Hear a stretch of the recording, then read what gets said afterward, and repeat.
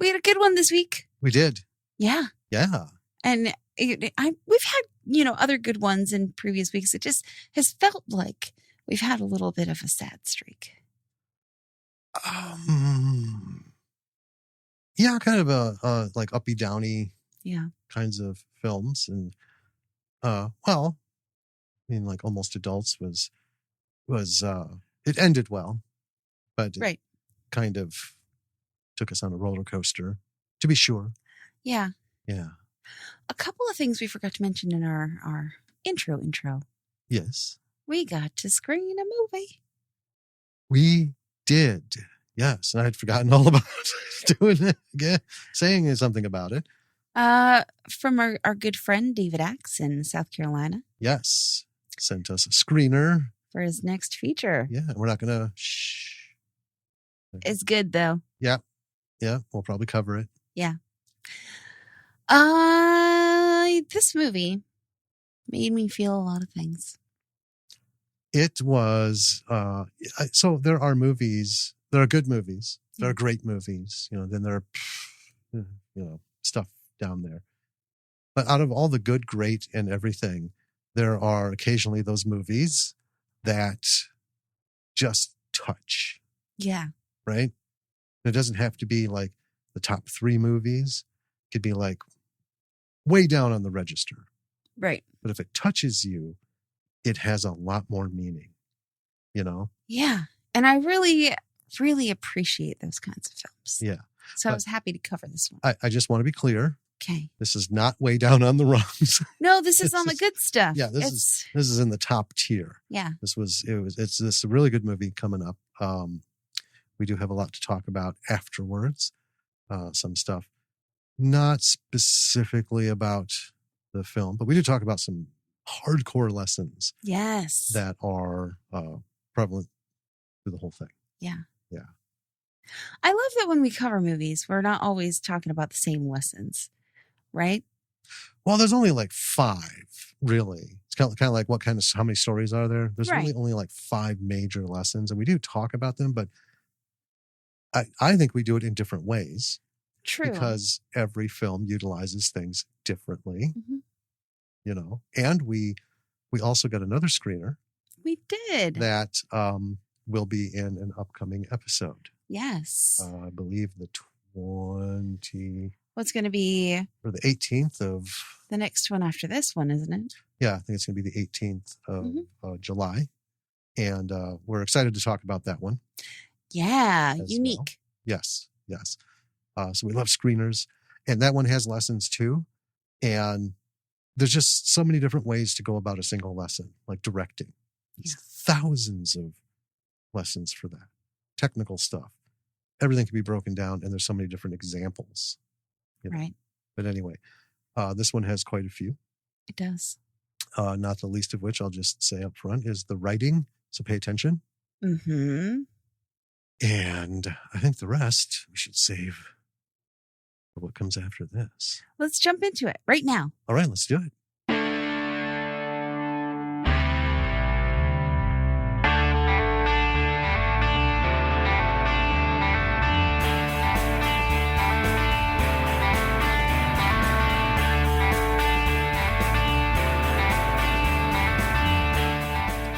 Hey B-Siders, welcome to another episode of Bravo for the B-Side. This is Jim. And this is Danny. Oh, here we go. You can do that through the whole thing? No, I don't think I could.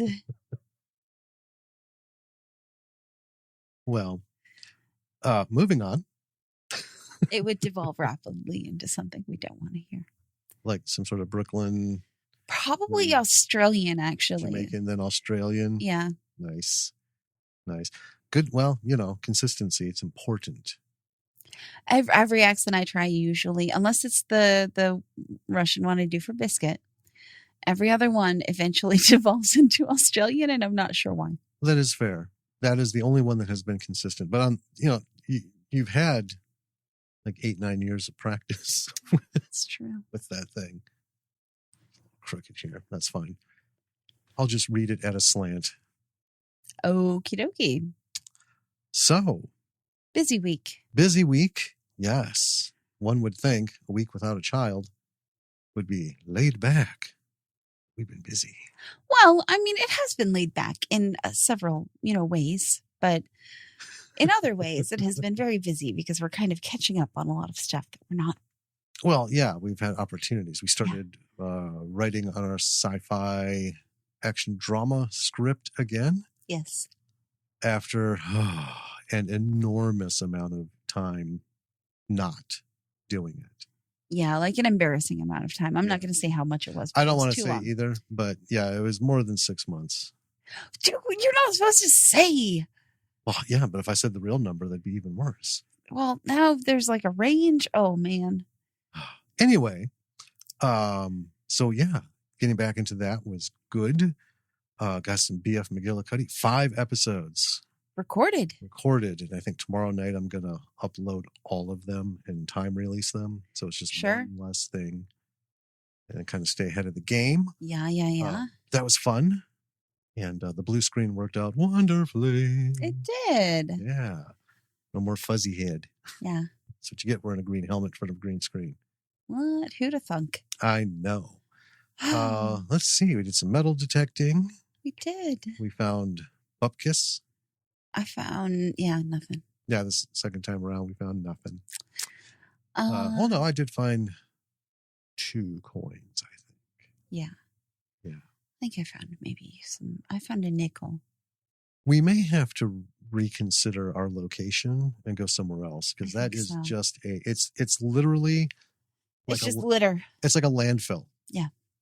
For 40 something years, people have gathered in this park for the city fireworks until they started moving them and, call them rhythm and booms and a whole new thing. And now they all go downtown. But We could try a different location within the park before we give up on it altogether. yeah, but the idea is to go to the locations where the people are or Mhm. have been. And yeah, there's so many pull tabs because, it's Wisconsin. If there's a festival going on, there's drinking going on. I found some cool bottle caps, though. Surprisingly good condition. Yeah. For being like almost a foot down. It's crazy. Yeah, let's see. We celebrated Jean-Claude Van Vacuum's birthday, his first birthday. Yes, the Roomba app lets you know when the birthday is. So Yeah. we put it on the calendar. And even though the Midge is not here to celebrate with us, we did, in fact, have a birthday for Jean-Claude. You can find it on our social media. Well, you'll have to dig by the time this comes out. But anyway, all the more reason to keep looking, folks. Happy birthday, Jean-Claude. Yeah, so we sent her a picture of us and him in hats and cake and a little video of him running around with his birthday hat. And the child was very annoyed with us. She was nonplussed, as you like to say. I think that kind of sums it up. Doesn't sound like a lot. Caught up on some stuff. Yeah. Some things that we, hadn't been able to watch for a while. We watched Downton Abbey, A New Era. Yes, had movie night. Yes. Yep, popcorn, soda, box candy, the whole bit. And you discovered something incredible while we were watching the movie. Yeah. Do you want to say or do you want me? You say. So we're watching the movie and they cut to a scene and just make it real quick. Woman sitting at a writing desk and my eyes about leapt out of my head. And I was waiting for you to say something, but then nothing. I'm like, did you? I was looking at Isabel, not at the desk. I was focused on the characters. I said, did you notice she has the same exact desk we do? And you're like, what? Quick, rewound. Sure enough. So that writing desk that we got from the secondhand shop that we almost missed out on. Yeah, it was close. Because we saw it and we're like, oh, we'll come back tomorrow. We got back and there was a pair of women looking at it. And you just so happened we decided, let's get it. And you went up. Yes. And started ringing it up. Yeah, I grabbed the price tag off of it. Yes. And because that's how you do it at the thrift shop. You take the tag and you bring it up to the register. Yeah, you don't hold the whole desk up there. Right. But yeah, so as you were doing that, and then 30 seconds later, they're like, oh, well, let's go. See how much it is. Yeah, see how much it is. And I had to break the news to them. My wife's paying for it right now. they were bummed. Yeah. But anyway, yeah, that's the desk, and it is the same exact desk, right down to the scallops on Mm-hmm. the ribbing and everything. Although, so there are two Funnily enough. there are two like tall, narrow, almost like secret drawers. Yeah, you could know. fit like a 24 pack of, number 2 pencils in them just Yeah. about perfectly. Yeah, they're weird. But anyway, in the movie, they had them backwards. Yes. So, yeah, and it's easy to tell because, like, I don't want to get into it. But anyway, that was the only thing that was different. We're like, why? No? Yeah, they look like pillars on either side of the central drawer. Yeah, but when you pull them out and switch them, they can't go all the way in. So, yeah, in the one in the film, they were sticking out some, and it was the back side of the drawer. And so, anyway. Somebody had them in incorrectly. Shame on that set person. Do Wow. your homework.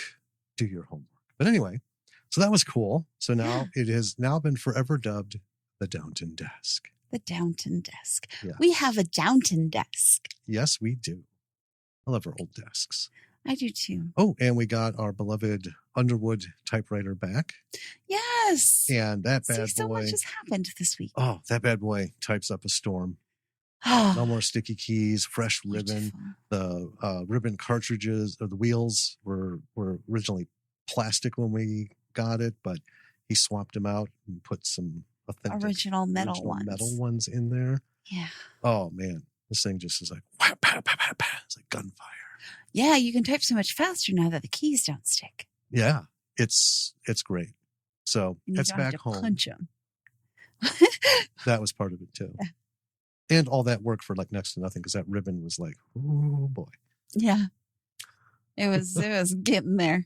And we discovered how to like rewind. We discovered lots of things about this typewriter because he was like, check out this feature. Check out this feature. Yeah, there are so many little gears and things and stuff. You just, you don't want to touch them. Yeah, right. Because you're like, I don't want to fuck it up. Yeah.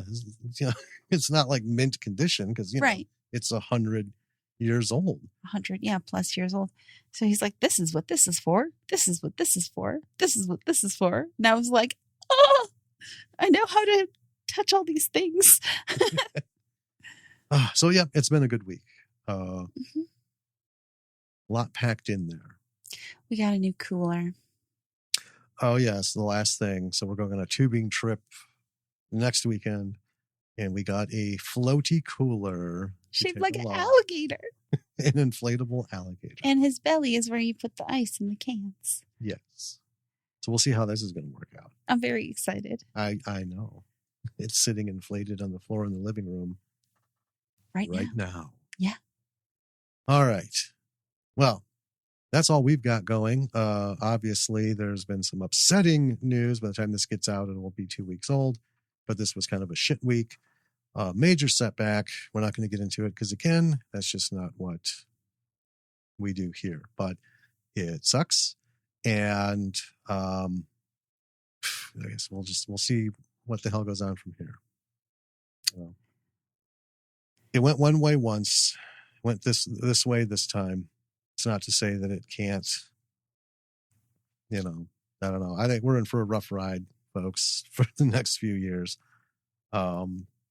With voting, and it's a slow process. I don't know how long it's going to take to get some effective change, but, Well, they've been working on reversing this since the 70s. Right. And, well, yeah, I don't want to get into it. Anyway, I'm infuriated. Yeah, we think it's wrong. Major setback for women, period. And by major, I mean, it's not even the right word, monumental. But we'll see what can be done as time goes on, to put things back. Anyway. So, we watched a movie this week. We did watch a movie this week. One that wasn't Downton Abbey. One that was not. Well, we wouldn't be able to cover Downton Abbey. It's not an indie. Another delightful surprise. Not really surprise. I shouldn't say surprise. Just a delightful film. And I guess for me, a little bit of a surprise because a lot of times movies like this they're really a female audience is where they're going for primarily. Sure. I mean, there's always one group in every movie is targeting one specific demographic, and then the rest fall into it. So, a lot of times it's not easy to engage with I get female it. audience films. That's why they make them for women audiences. But I love this movie. We had a lot of talking, which we'll do about. We'll do about. Oh my God, of which we'll talk about more. This is great radio. Right. I'm just gonna let you keep going. You just keep yawning over there, like we can't hear you. You know what? I'm going to leave that in. That's all purposeful right. one. Well, why don't you tell us about this movie and let's get into it. All right. I'm going to shoot some facts at you. Do it. This movie is called Evergreen. It was made in 2004, written and directed by Enid Zentilis, starring Kara Seymour, Addie Land, Noah Fleiss, Mary Kay Place, Lynn Cohen, Gary Farmer, and Bruce Davison. A lot of big names in there. A lot of big names. I have loved Mary Kay Place from way, way, way back. Yeah. And she is one of my favorite parts of like The Big Chill. And she's done so many other things. And Bruce Davison. I know. You can't get enough of him. And folks, if you're wondering who he is, because a lot of people don't. He's every dad. Well, he's not every dad, but you think of the original X-Men. Oh, that's the first right. X-Men film. He was the senator. He was the senator who turns into a jellyfish and then a water balloon and then bursts. That was a flawless plan of Magneto's, by the way. If you don't like your senators, turn them into goo. Seriously. Anyway, not that it's timely, but let's move on. It was rated PG-13. The budget, I couldn't find any numbers anywhere, but in an article with Enid Zentilis about making this film, she said that it had a, quote, shoestring budget, end quote, just out of film school. Probably. Yeah, not a high budget film, but it doesn't suffer from that. Here is the plot. A young girl seduced by a boy's affluent, seemingly idyllic family goes to extremes to gain acceptance and escape her poverty-stricken home life. That's pretty good. Yeah, I think so. It's actually better than what showed up on Tubi. Yeah, I don't remember what that was. It was just a two-liner.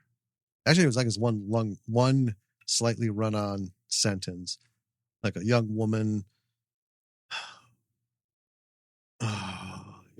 looks to a boy as the answer to pull her out of her something like that. Something blah blah blah, which was enough to make me look at it. Yeah. That's much better. They should change it. Thanks, IMDb. Yeah. So, why don't you start us out? I'm going to start us out. Walk us in. All right. So when we begin, we have some intermixed shots of a young woman. And then I had a view from a moving train because there's so many different things going on. It's like different things, moving things happening. So one is like a train because you can see it go over the trestle bridge, and then it's from within cars. Then we cut to an older woman, and then cars driving on the road. So like someone filming through their windshield kind of thing. Then we see the young woman's putting on makeup, and then we see the older woman also brushing up her makeup. Couple more shots, and then we see the young and older woman at a bus stop. The older woman is talking about moving as a fresh start, and she's telling the younger woman that they will be staying with grandma until she can get on her feet again, meaning mom, obviously. Right. So then it's morning, and we see the both of them sleeping on a mattress on the floor. So they hear a noise outside, and I love this. It's grandma rummaging through some trash cans, collecting aluminum cans. And so the mom's like, "What is that?" And then the girl, I guess because she's a teenager, says, "It's your mom." Right. And I thought, Is it actually her mom, or is that like a dig? God, who's that? That's your mom. That's your mom. Anyway. I gotcha.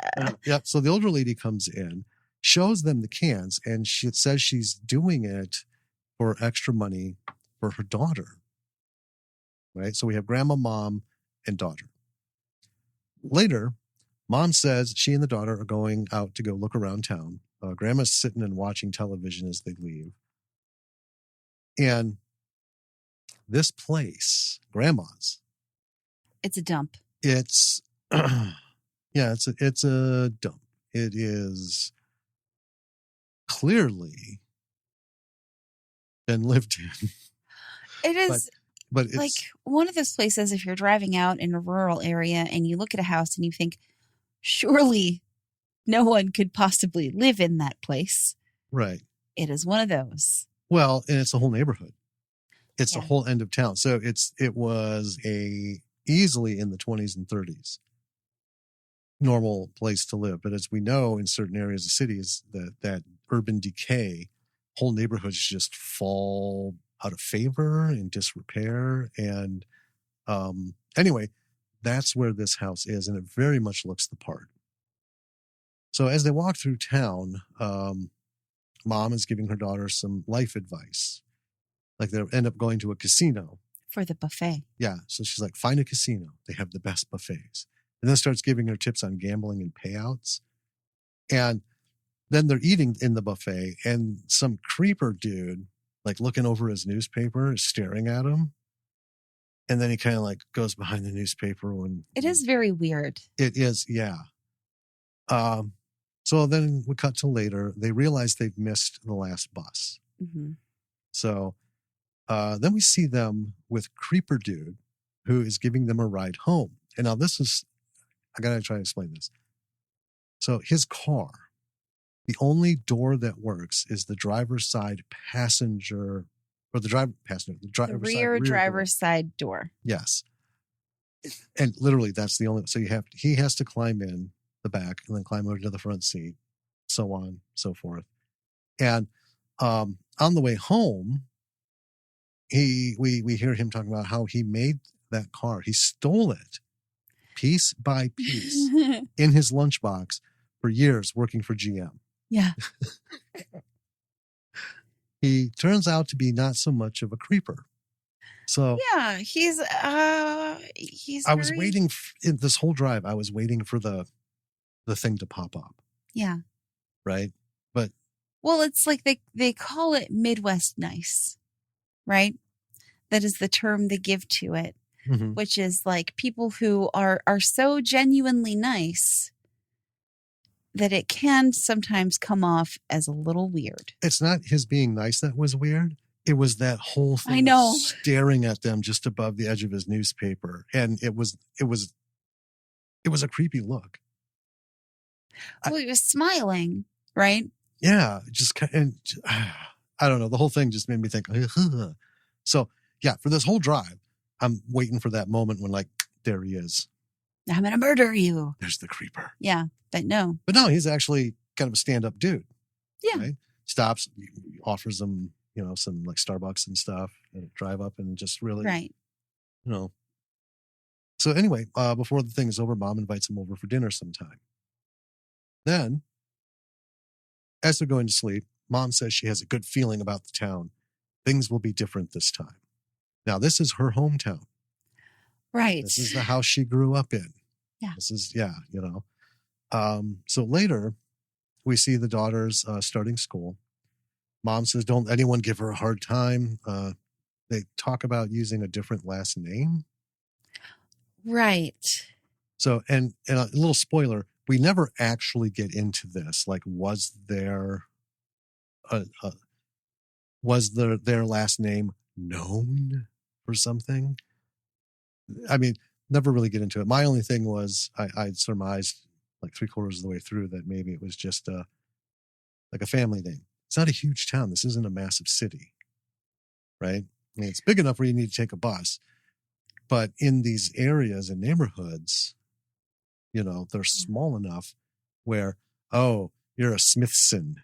that kind of thing. I mean, I grew up in a town where that was the case, Well, right? yeah, you grew up in a teeny town. In a very small town where, and I mean, this movie gave me a lot of flashbacks of growing up Yeah, I want to talk about poor that with at a the single end. mother. Yes. But, like, I mean, there were, I would say, 3 or 4 last names that it was just generally known, whether or not you had ever met the person or anyone from that family. Mm-hmm.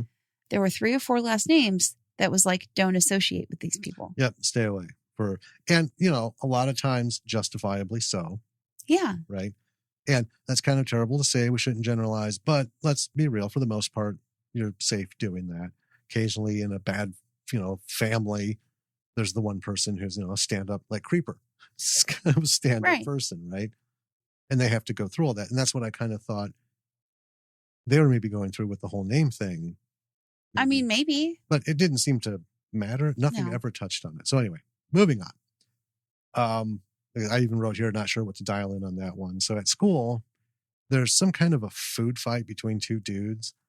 One ends up he drops his keys, but he like threw them. Right. Or something. Anyway, they land near the daughter as she's eating lunch alone on a bench. After school, she's walking and she picks up a basketball that's still out there and shoots hoops. And then the key guy joins her. And his name is Chad. Or Chet or Chat. Well, let's address this. So in the credits, it's Chat. C-H-A-T. Like a talk. And yeah, we decided on Chad. And even though now we know the truth, we're just going to continue calling him Chad. Because, not to be an ass, but that was just a terrible choice for a name. It's just... Yeah, I have Chet and then later Chad. Yeah, but it's Chat. So, yeah, not going to... We're both right. Yep, not buying into it. So anyway, they do a little jib-jab. He leaves to go home. The daughter starts walking home. He ends up swinging around, picking her up. We learn his name, or her name is Henry, short for Henrietta. Right. Right. So Chad stops to get her a coffee. She has him drop her off at a judo studio, saying she's late for judo. So he drives off, and then she cuts behind the building to go home. Right. Lots to talk about there at the end. So meanwhile, we see Mom is having a smoke break at work, and it's some kind of factory. And then as she's coming up, she's wearing a pink smock, right? And then there's this like cosmetics commercial playing on the escalator as she's going up to the next level. So I surmised cosmetics factory. Yeah. First Lady Cosmetics. Looked like the First Lady. Yeah. So then at home, there's some small talk between all 3 of the ladies. Mom says she's going to look for a second job to make money faster to get a place. She tells Henry, they get into this big talk, like it won't be this way for you, and da-da-da-da-da. You know, the thing any good parent tells their kid, right? We're going through some shit right now, but you are going to do better. Right? Mm-hmm. And she's like, you're going to be able to do anything you want, da-da-da-da, and she promises. And then Henry gets a little snippy over that. And she's like, what? Promise what? How can you promise? What are you promising? And then Grandma tells us she used to wash sheets for syphilitic patients at a hospital in Latvia. Yeah. And then tells Henry that she should have a job. So Grandma came over from Latvia. Mm-hmm. I feel like Mom was born in Latvia. Possibly. Because there's a little bit of the accent. It just seemed like she wasn't, like Grandma wasn't here for, 25 years and then had a family. Feels like because there's other conversations later on. It's like a little more substantive time in Latvia. And they kind of came over maybe when Mom was little. I mean, maybe. But anyway. So then we see Henry is riding with Chad again.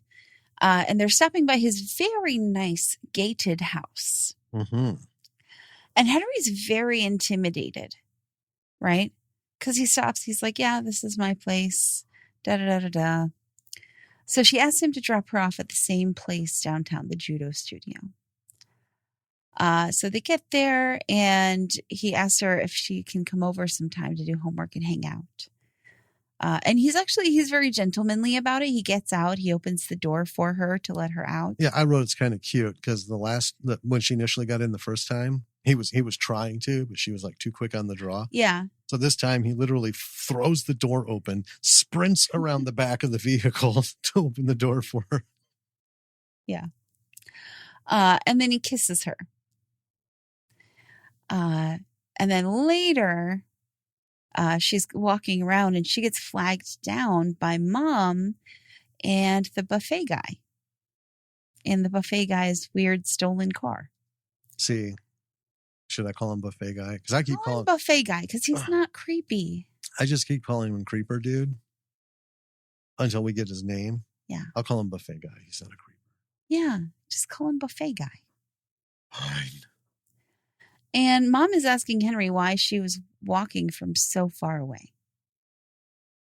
And Henry doesn't really answer her, just kind of avoids it. And then we learn that Mom is getting Henry a job at the factory, the cosmetics factory. Just kind of like part-time stuff, specifically under the table. Yeah, under the table, extra work. Yeah. And she makes it sound like there's literally nothing better that Henry could find. So we're back at Grandma's house, and I find it hilarious that Grandma has plastic all over the furniture in this shitty house. Yes. And it's not like the form-fitting furniture plastic. No. Right? That you put on and you use the hairdryer to like shrink it on. Right? Yeah, it looks like just plastic painting tarps that have been kind of I was going to say like super thick saran wrap. I mean, you could just see it's just wrapped and folded and stuff. Yeah, it's ridiculous. So they're watching TV. It's very like things are very distant in this house. There isn't a lot of talking going on. They're watching a game show, and Henry gets up and changes the channel because she just can't stand it anymore. And then she gets a call from Chad. So this is where I originally was calling him Chet, and I wrote, oh, I think the guy's name is Chad.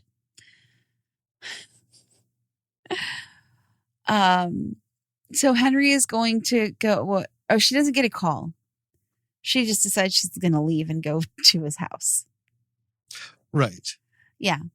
So Henry says she's going to go meet a friend, and Mom makes a big fuss. You have a friend? Yeah. Right?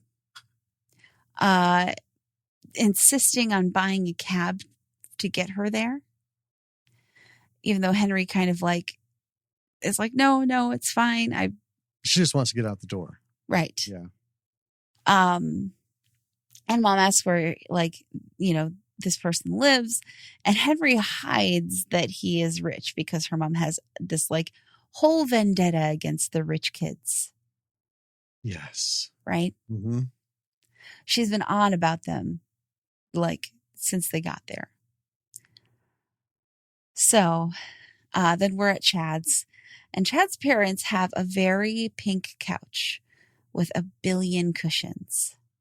Think Mary Kay Cosmetics pink. Right. Right. And then so many cushions that they're like sitting on either end of this very long couch. And between them is like 12 cushions. Yeah. It's ridiculous. Like those progressive commercials with the guy who's teaching people how not to be their parents. Oh, yes. It's too many. There's nowhere to sit. Yeah. It's too many. And Henry has surprised Chad, but he invites her in. And so Chad, he brings her to like meet his parents, say, this is Henry, we're going to go up and study. And they start asking her all these questions about herself because they're parents who are interested in the girl that their son has just invited in. Right. Right. So Henry, KUG about information about herself. says that her mom is a beauty expert. Yeah. And they ask about her dad, and we know there's no dad. Yeah, Right. she just fabricates the whole thing. Yeah, she says that her dad works in cars or something. So they go upstairs to study, but that doesn't last very long. No. It's like 2 seconds, and Chad's like, let's hang out. So Henry looks over at his bed and asks to lay on it. And it's so funny because you and I were both like, she just wants to lay on a nice plush bed. Yep. Right? Because it looks inviting and comfortable. It's like big green silk sheets. I mean, yeah, it's the same, thing. They're not much different today. I don't know if it would be memory foam, but it's from early 2000s. Nice big, this thing's probably 10 inches, 12 inches of mattress on top of, it's just a nice bed. Oh. And she's been sleeping on a bare, no sheet floor mattress. A gnarly ass mattress that's from like the 30s or 40s. Yeah. And so she lays on it, and he goes up to it and pulls a condom out of his drawer. And she's like, what are you doing? And then we hear his mom yelling from downstairs that she has a baked Alaska coming out of the oven. Yeah. Save that awkward circumstance. Right? Also, who just makes a baked Alaska for no reason? Chad's mom. I know. Chad's mom does a lot of stuff. Yes. They offer Henry a ride home, but of course she declines because she doesn't want them to see where she lives. She says her mom's going to come get her. Right. So then we see Chad's dad and Henry's mom at the casino. They're sitting at the same table. Mm-hmm. And the buffet guy is the dealer at the casino. Yes. Which explains why he was like in the buffet. I mean, yeah, I get it now. Right. I mean, he could have just been eating, but. Right. Or why he was still there later. Well, let's just back it up a little bit. He works at the casino because he's Native American. It's his tribe's casino. Or no, it's not his tribe's casino. No, he came up. He came down. His tribe is further up north. Something like that. It's further away, but they don't have a casino. Right. So he came down here to work. Right. Right. That's just kind of like lightly touched on. And then it has something at the end. I think it comes up again. But that is why he's there. Okay. So I did make a note here. The editing in this part is a little choppy. And it almost kind of felt like, when you watch on a streaming service a made-for-TV movie where the breaks for commercials are mushed up together. You mean? So there's no commercial, but it was made for TV, so it was made to be broken up by a commercial. Yeah. So the 5 commercial breaks, they come in. Well, they'll stop and then they'll come in, and a lot of times they're repeating the last line or two. Right. Yeah. Or it's like the same shot, but a different camera angle because they're setting up for the next, bit. Right. Or something. So it just felt like that here, and I'm not sure what exactly happened. It did. Yeah. That was, it was, I didn't note it, but yeah, it was a rough edit because as we started out with Chad's mom, Henry, or Chad's dad, Henry's mom. Uh-huh. There's like a weird cut, and then we're back on the same shot. Yeah. And then like a minute in, I was wondering, did I fucking miss something? Are they together? Right. Because it felt like something happened before. But it felt like a scene might have been cut out. But and that it wasn't fully cut. Right. Right. Which happens a lot on video editing. Yeah. Don't get the whole thing out. And what was that? Shh. It was nothing. Right. So anyway, yeah. But anyway, so Chad's dad is very creepy on Henry's mom. Like wildly inappropriately creepy. And the buffet guy who's dealing kicks him out. Yeah, because he gets a little out of hand. Yeah. And then Chad's dad ends up like handing a bunch of money to the security guards, kind of paying them off, and then leaves. Yeah. So no consequences for that. Meanwhile, Henry is walking home from Chad's. Yep. And Grandma is looking out the window worried. And then we see Henry waking up, and her grandmother and her mother are both in the bedroom, just in bra and underwear, staring at her. Yes.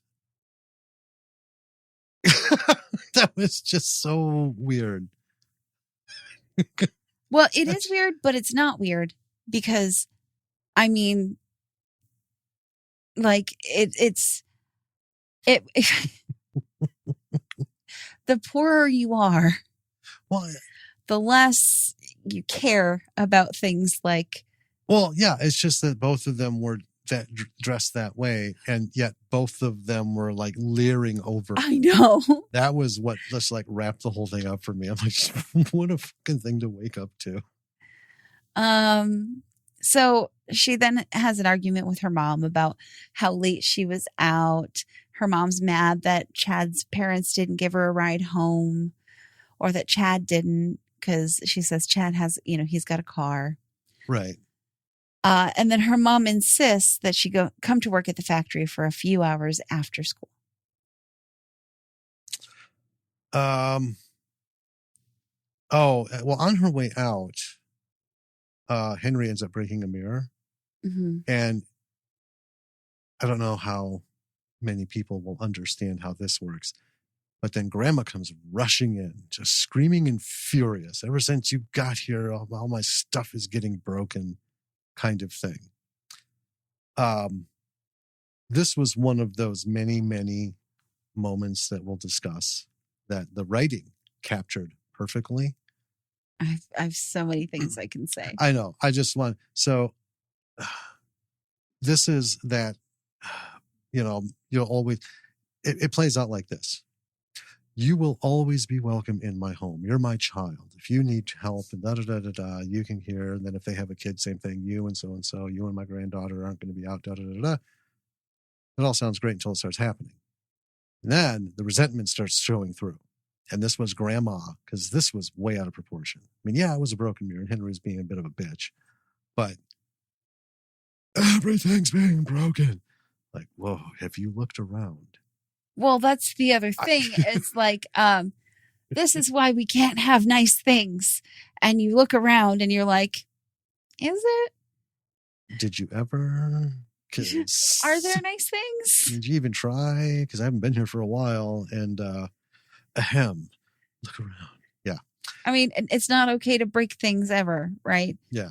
But also, is that why you're mad? So Chad's looking for Henry at school. Can't find her because Mom made her go to the factory after school to do some work. And while she's packing a box, she boosts some makeup. And I think it was lipstick. Right. Okay. And then at Chad's later, they're kissing.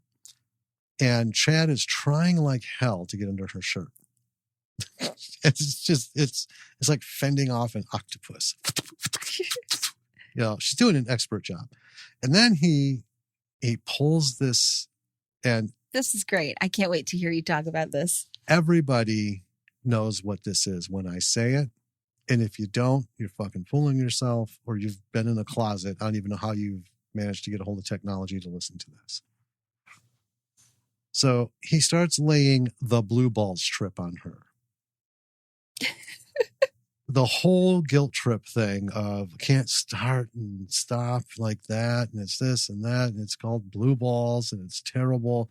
And now I'd never heard it from this point of view before, but apparently a man's balls make a poison, the blue, right, in blue balls. And then it gets in his body, makes him sick. Right. So I had some thoughts on this. I don't want to wait till the end. Go for it. As reprehensible as that sounds, especially now, this was 2004. It's not an excuse because it really hasn't changed that much. Teenage boys don't change that much. Well, here's the thing.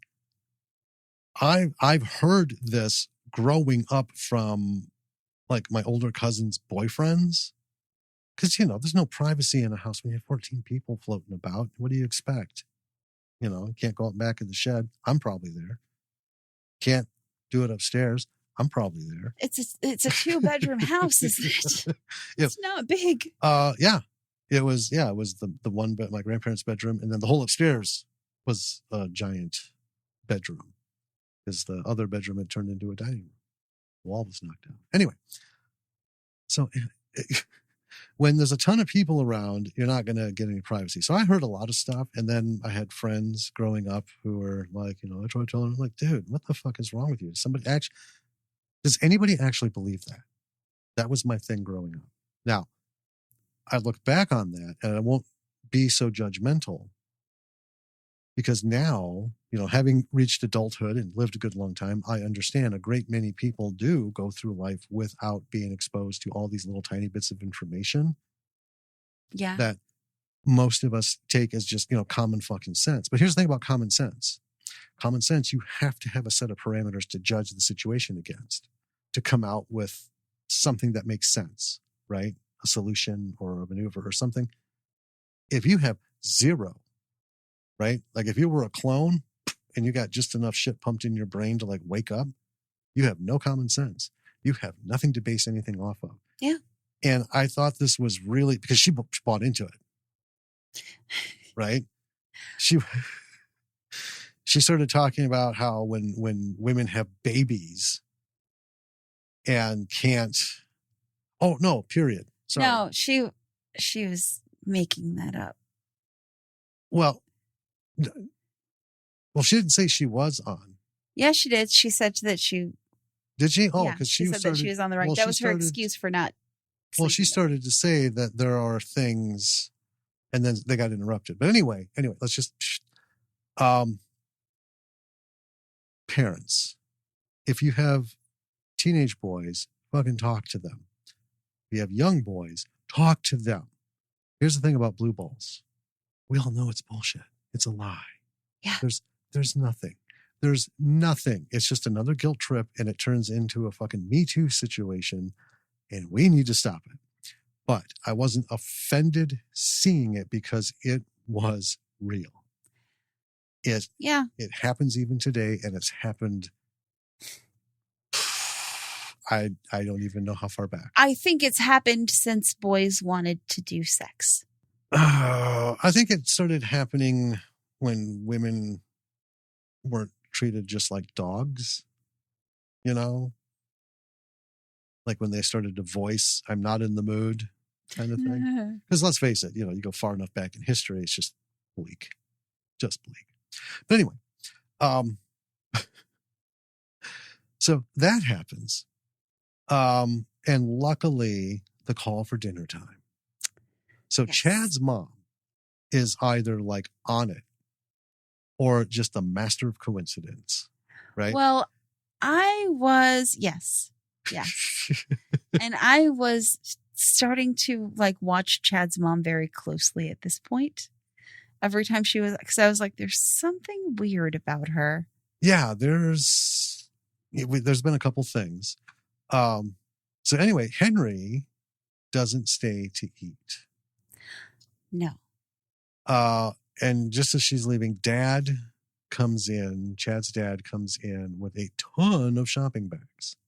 Yes. Right? So anyway, Henry gets home. Grandma's making meatloaf and I was going to call him Creeper. Buffet guy is there. And we find out mom has registered to be a cosmetic saleswoman. Grandma asks Buffet guy if he's Mexican. And then he again reiterates he's Native American. His name is Jim. And then Grandma asks him point blank, is he the type of guy who would ever hit women or children? And then her daughter, mom's like, what? She's like, well, it's better to find out now, unlike the last one. Right. So here's the thing. I'm not saying this could have been cut out or should have been cut out. I think, though, by this point, we fully understand what's up with mom. Yeah. She's had it hard. Yeah. That's just pure and simple, just by the way she talked, things that we've mentioned, that she's mentioned. So anyway, better to find out now. So while this is all going on, Henry slips away and steals money out of Jim's wallet. Yeah. Like an idiot, right? Here's the thing. Teens do this and stuff, but I mean, we don't have like young listeners, so I don't feel like I'm passing anything on. But seriously, on any tips? I mean, every kid knows, right? You don't take it all. You don't take, especially when it's like 3 inches thick of bills, like 1s and 5s. Right. Right. You don't do that. I mean, my mom and aunts used to go through my grandfather's pockets when he'd come home from the bar, and they'd steal all the change because he'd have no concept of it. I myself, would look for $1 or $2. And if I found one,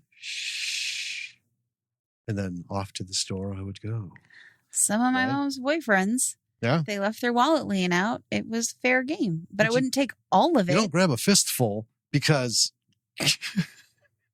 anyway, she does. And then she tries to leave, saying she's going to a friend's for dinner. Mom says, no, we're here and this and that. Henry kicks the table. Jim leaves, saying it's a rule that he doesn't get in the middle of things. And I thought, smart. Right. Another one for Jim. Henry says she can't believe her mom is hanging around that loser Indian guy. And mom, fucking Kevin Smith slaps her. Yeah. And I'm not talking Will Smith. I'm talking Kevin Smith. Seen Kevin Smith hit Jay? Yeah. The full and honestly, I thought rightfully so, because she said some far more horrendous shit than I just wrote down. Henry was being a bitch about Jim. And, Henry storms off. So then we're at Chad's, and he's telling his dad he's out of spending money. And his dad just does what Henry did, only out of his own wallet. Just pulls out a fistful of cash, gives it to him. They have this weird chat about Henry. His dad's a misogynist. Oh, he's just the worst. Oh, she's a lucky little lady. Girls can be expensive. Bruce, stop playing assholes. But anyway, dad leaves. Henry is outside, and we see that her mom followed her, but Henry doesn't know this. Right. So her mom sees her go in and turns and walks away. Inside, Chad's mom's talking to Henry, offers for her to spend the night if she needs it. And of course, Henry jumps on it. And Chad's mom is super sweet. She is very sweet. She is not phony.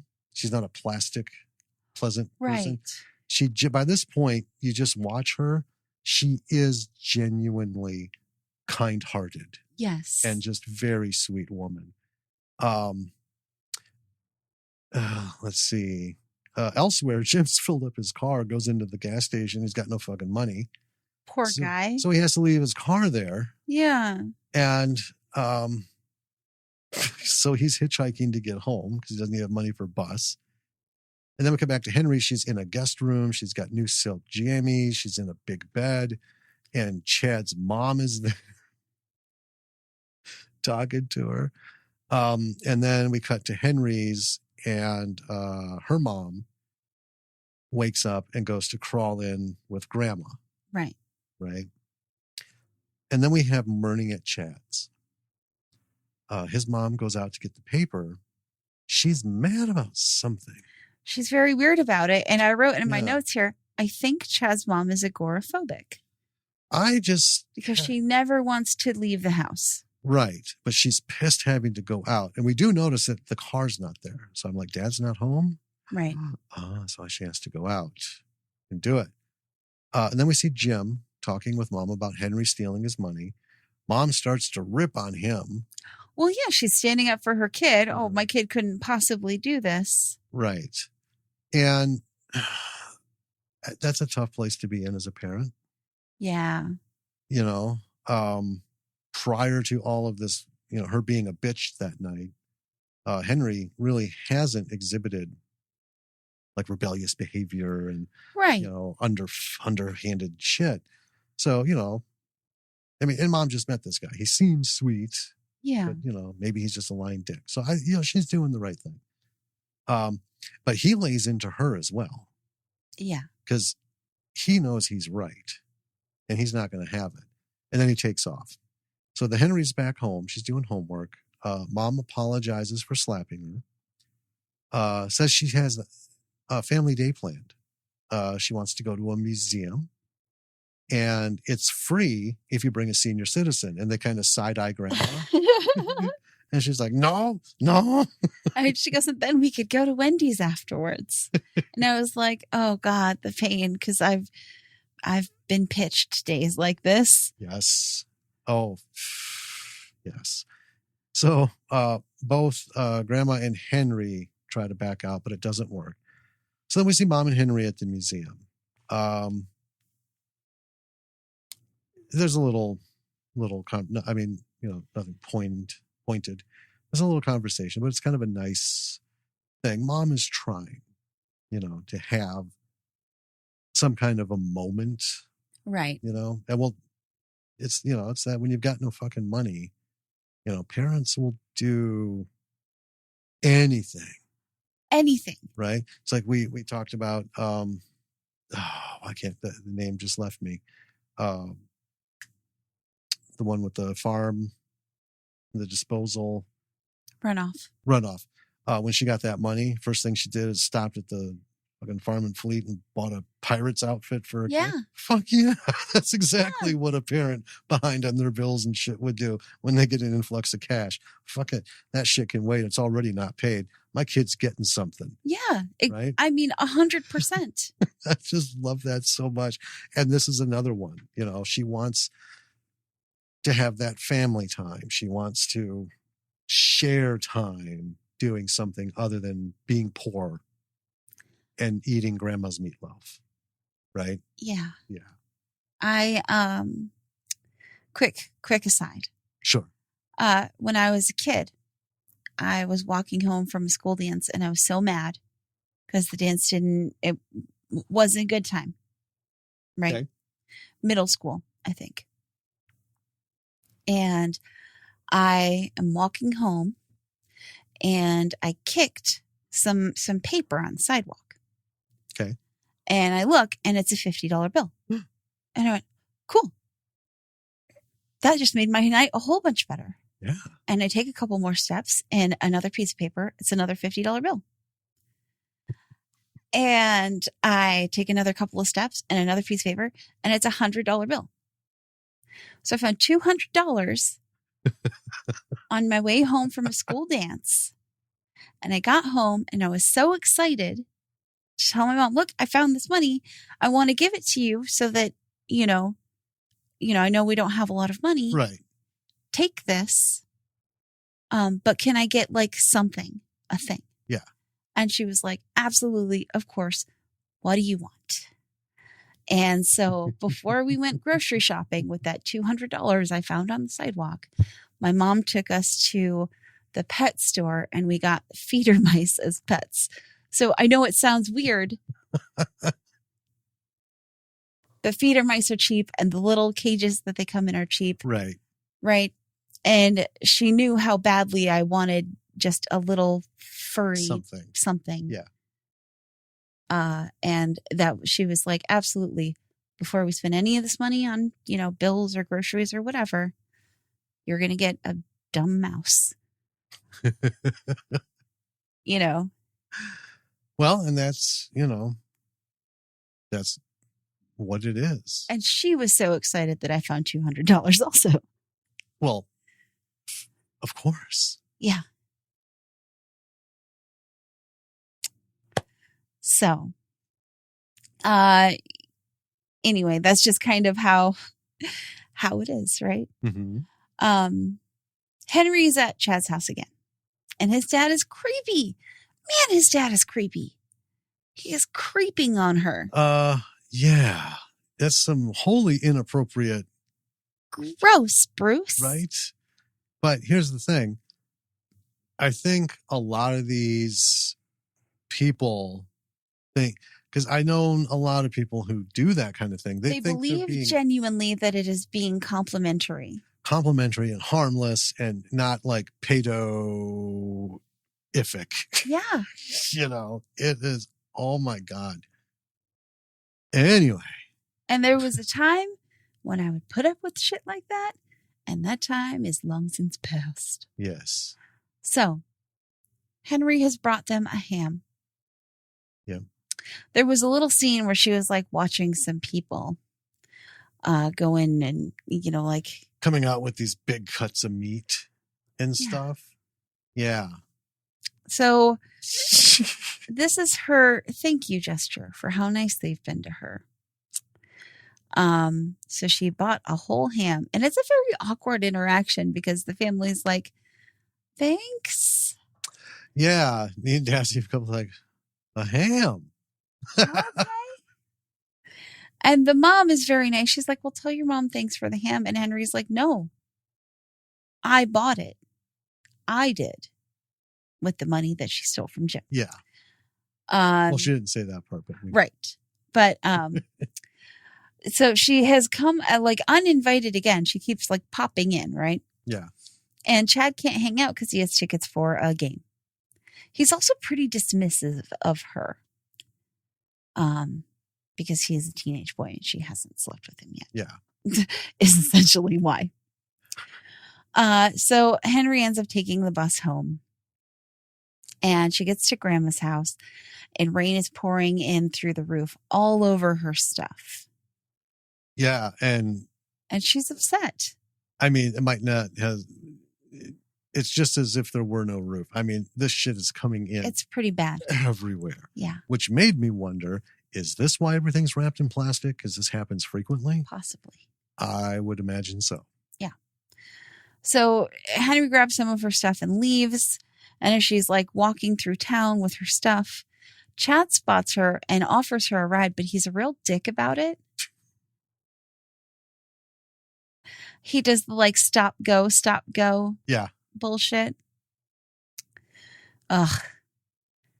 And then we're at Chad's house, and I wrote, oh my gosh, Chad's mom is agoraphobic.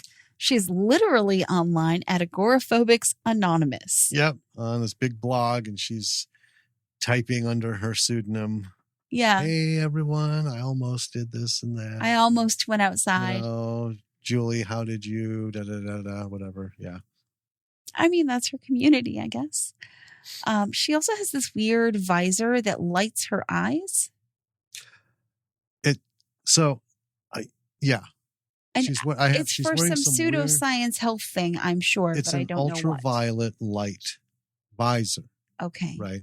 So, they have the sun. Because she never goes outside. Actual sun lamps. Yeah. Yeah. So it's not enough to get the sunlight on your skin. That's just for the vitamin D. But that's why they have these lights. They tried it where it shines ultraviolet light from inside that visor down across your eyes.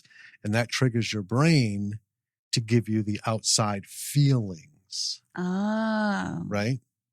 So there's a thing there. That's why we feel stuffed and cloistered when we can't get out and stuff in the winter, or it's just pandemic. Without being out in the sunlight, mentally things start to happen. So I do remember, because when I saw that, I'm like, that nails it. And then she sat down at the computer and stuff. I'm like, yeah. But yeah, it does. It triggers stuff in the brain to not make you feel as. Now, I don't think it's like super good, but anyway. Right. So then Henry's mom is at the gate under the guise of the cosmetics company. Smooth. She's a smooth operator. She is. And Henry kind of answers the door and is like, what are you doing here? And she asks Henry, like, what's turning you against your family? Why are you ashamed of us? Mm-hmm. And then Chad's mom, Henry insists that her mom, whose name is Kate or Katie. Yeah, I just went with Kate. Yeah. Doesn't give away that they're related. Yeah. And Chad's mom invites her in. She's very excited to get the sales spiel. She sits down. She's like, okay, sell me. Yeah.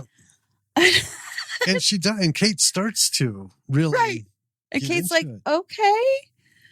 She fumbles for like 4 or 5 seconds. And She did not think this would work. She was not prepared to actually give a sales spiel. No. Right. But there we are. Right. Meanwhile, Henry is in the bathroom having an embarrassed breakdown. Right? Yeah. She's like in the tub, just sitting there. Yep. No water, no nothing. Everything bad in the universe has just converged. Well, it's so funny. And I love that they have her in the tub because that's like in a nuclear apocalypse. Yep. Right? Duck and cover or run to the tub, folks. And that's what she's doing because she's in the middle of a nuclear apocalypse of embarrassment. Absolutely. Right? I mean, so Chad's mom is then like, oh, my son's girlfriend is here and she's so sweet and you need to give her a makeover.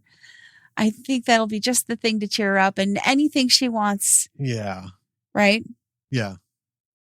I'll buy it for her. Right. She also has bought like the entire spring collection or something. Yeah, the whole thing. All of it. Yeah. And she's like, you don't. With very little effort from Kate on selling it. Yep. And Kate's like, okay. Like, nope. I'll just take it. Yep. How much? So, as she's talking about, giving the makeover to Henry, Chad pipes in, little fuck, that she looks rough around the edges. He's like, yeah, she really needs one. She's very, very much his dad. Yeah. In that line. Yeah. I thought, whoa, easy right. there, little dick. Right? Fuck this little rat. And I liked him at first because, like the other boys were like, oh, just sexist fucking teenage boys. Right. That's just the only way to put it. Yeah. But anyway, so it's hilarious because Kate gives Henry a makeover and the makeover is the same exact makeup that Kate is wearing. Yes. And then she grabs Henry's face and turns it to Chad and puts her face right next to it. And she's like, what do you think? Yep. Clearly trying to point out, do you see a resemblance? Yep. So Henry grabs Chad, runs upstairs and starts crying. And he doesn't understand why. Right. And then Henry pulls off Chad's pants. Oh, Henry. Yeah. Downstairs, Kate is packing up and Chad's mom asks her to take the trash out for her. Not before Kate swipes a bottle of wine, though. Right. Good wine. Yeah. Hey, get it, Kate, I guess. They'll never miss it. And Chad's mom, it's so funny because Kate's so confused. And Chad's mom's like, if you could, though, just take this out for me. And I think the funny part is that Kate thinks that Chad's mom is being a bitch and thinking that she's like the help. Right. And Chad's mom literally is just terrified to walk outside. Right. Right? Yeah. It's not that she is looking down on Kate. Right? So uncomfortable. Upstairs, Chad is telling Henry that it feels like she's part of the family. Yeah. And I don't know why I was just like, ick, ick, ick. I hate this. Nope. It's really weird. It's icky. Yeah. In a way that I can't quite quantify. Yeah. And then Henry realizes after having sex with Chad that she isn't really that into him. And he apparently feels differently or thinks he does anyway. Right. Because afterwards, he's all very lovey to her. And she's kind of like, huh. So that's it, huh? Yeah. So then we see Kate talking to Jim. And she really likes him. They've kind of made up. He seems like a very decent guy. Right. Right. Kate is struggling with her kid being ashamed of her. And he's kind of helping her with that. And then we see Henry making herself at home at Chad's. Yeah. Right? Fucking settled it on the couch between mom and dad. She is She is leaning into using this boy for his comforting lifestyle, Yes. right? Yes. And the family is a little taken aback by her behavior because they have been trying and like, stay, da da da da da, make yourself at home. But there's a difference between saying that and then the person actually making themselves at home Right. in your home. And you're like, So dad decides he's going out, Chad's dad. Mm-hmm. And then Chad's mom doesn't want him to go because he leaves all the time. He's constantly out. And Henry is starting to see the hidden dysfunction of this family. Which is huge. Pretty big. Huge. It's real big. And so dad is trying to force mom to go outside, and he's literally manhandling her. And she is screaming bloody murder. Yeah. And Chad's trying to stick up for her. Yeah. His mom. Yeah. Right? She doesn't like it. Just leave her be. Blah, blah, blah. Right. And Henry's like, I'll get some water. And then when Henry is leaving the house after this whole incident, Chad is clearly embarrassed by this whole situation. Yes. And asks her to keep it between them. So Henry, disillusioned now, realizing that even Chad's family isn't perfect. Right.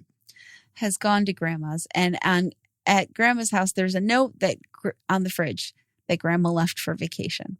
Yeah. Gone on vacation. Dinner's in the fridge. Right. And Henry's in the house all alone. And like her mom isn't coming back to the house. Right.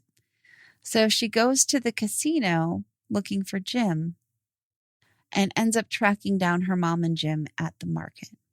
Yeah. And she hugs her mom and apologizes. And then we have a super 6 months later. They have their first car. Like it's the first car that Henry and her mom have had. Yes. And they're talking about looking at houses soon. Mm-hmm. And then we see Henry getting to practice drive the car. They pull into a driveway. They switch places. Yeah.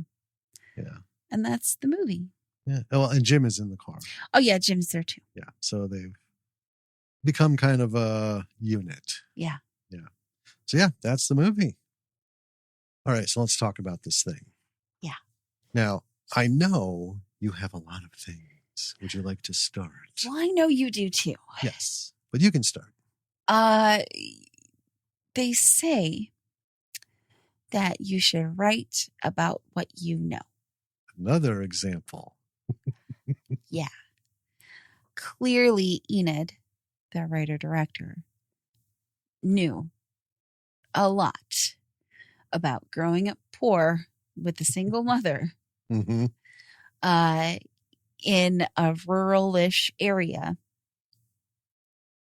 And it shows because this was so raw and so real that it was almost painful to watch. Same thing. Because we talked about this at length. Right. I think though, so a lesson, you write what you know. I'm going to say, don't be afraid to include. So as a writer, just a writer, it's hard to include all the visual stuff, right? Because you're just writing a script. It's just the words and stuff. Right. But do as much as you can, get into it. But a situation like this, it wasn't the words and the actors that really brought it forth. It was all of the background. It was the scene, the sets, every detail of this thing did everything for the actors to give them a platform to sell it. Yes. Right. And I think people who have not grown up this way and are not familiar with this kind of life will miss a lot of the visual cues. Of that detail, yeah. So I'm just going to talk about Granny's house. Sure. Right? It's got two things going. One, it's got Granny house where there's like tchotchkes and stuff everywhere. But it is so not in order. Right? It's things are randomly placed. Yeah. And it doesn't make sense. because there's either not room or there's just a pile of shit in the background that you don't know what it is, Yeah. how long it's been there.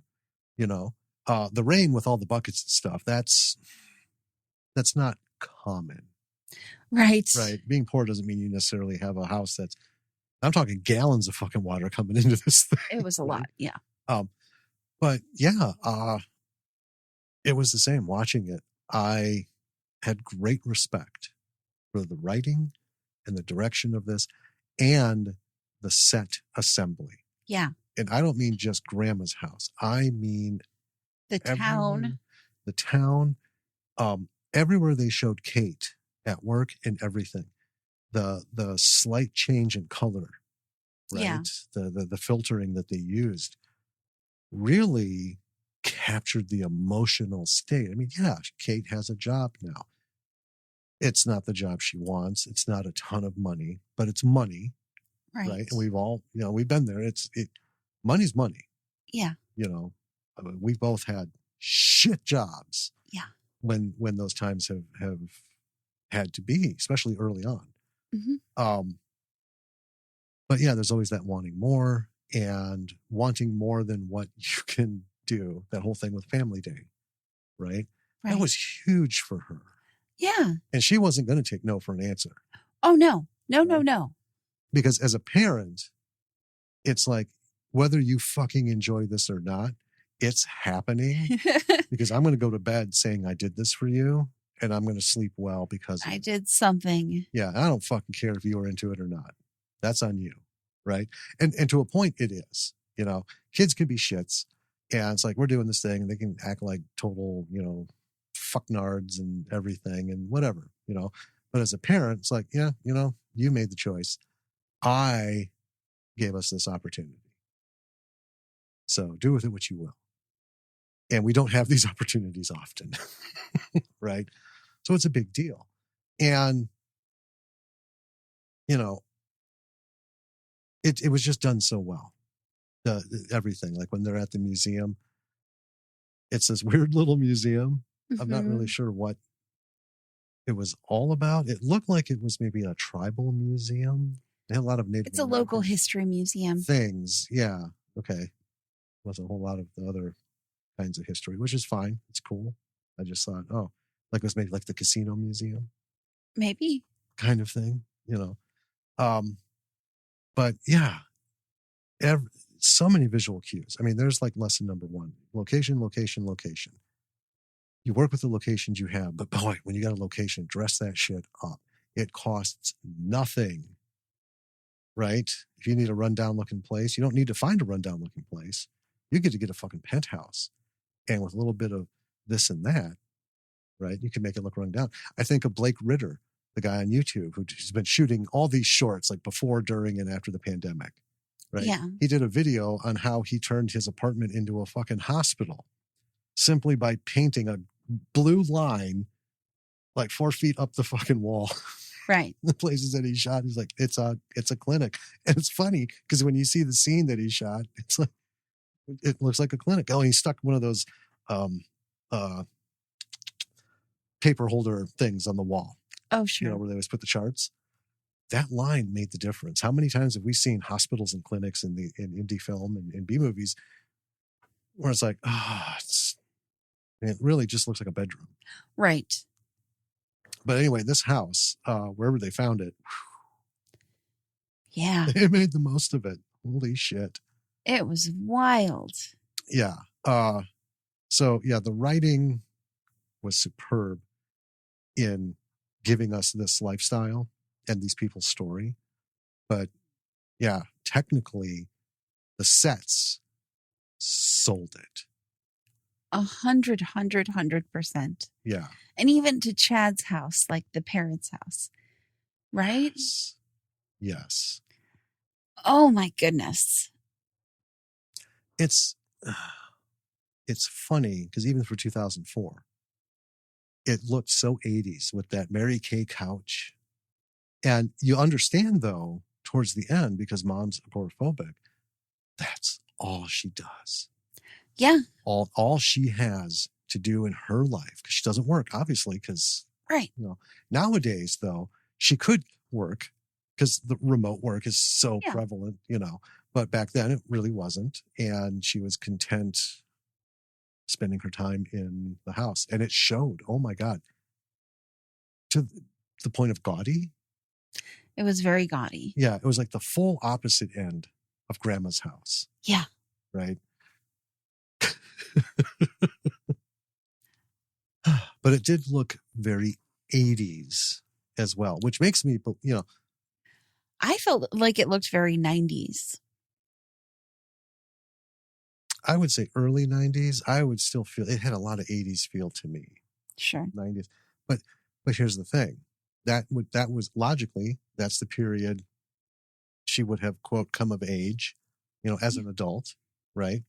And that's the kind of stuff that she would have brought forward. So it worked. Mm-hmm. It worked. Now, also when I think of 80s, you also think of like Golden Girls, but that's also like 80s in Florida in a bunch of retirees with the pastels and gaudy stuff. And the wicker furniture. Well, and let's not forget Miami Vice that, celebrated the entire, how ridiculous can we get with these color schemes and stuff. So, yeah. The writing was phenomenal. Yes. I mean, just a couple of little like bits I'm kind of pulling out of the ether here. The dialogue of the mom of Kate, insisting on looking on the bright side for everything. Yes. Right? Yes. And like the daughters were, just like how they handle their interactions with other people. Mm-hmm. And then how their interactions are different at home. Yes. Was very real. Yes. So I'm going to pull the one thing that really stuck out was Kate's speech to Jim at the end. Okay. I have been treated like shit. I've been treated the worst ways possible. I've been to the lowest lows. I've, been treated like dirt. My life has been shit. I've, haven't had hope for a long time, but none of that feels as bad as knowing my daughter's embarrassed of me. Yeah. Right. Boom. That right there. If this script was shit up to that point, this would have redeemed the whole thing. But here's the deal. The script was brilliant. It was brilliant. Right up to that point, and that just sent it out of the park, because it wasn't grandiose. It wasn't an Oscar nominee, we have to get the gut-wrenching speech and all that so we get a fucking nominee to bring home a statue. This was just true hardcore writing. Yeah. And it was all true. And that, the way her speech was worded and the way it was delivered made it genuine. Right. Not like, oh, here it comes, the Oscar speech. Right. And this whole thing was really like down to earth. Well, I mean, yeah, I've got a good feeling about this town. There's opportunities in moving. Advice about the school, right? You can't live that way. And, this isn't guessing. This is from experience. We both grew up this way. And as a parent, you come to realize, well, of course, you can't sit with your kid and fucking cry and pout and moan and, have all that breakdown bullshit in front of your kid. Because number one, you don't want to do that to them. Yeah. It's already bad enough. But number two, you can't give in like that.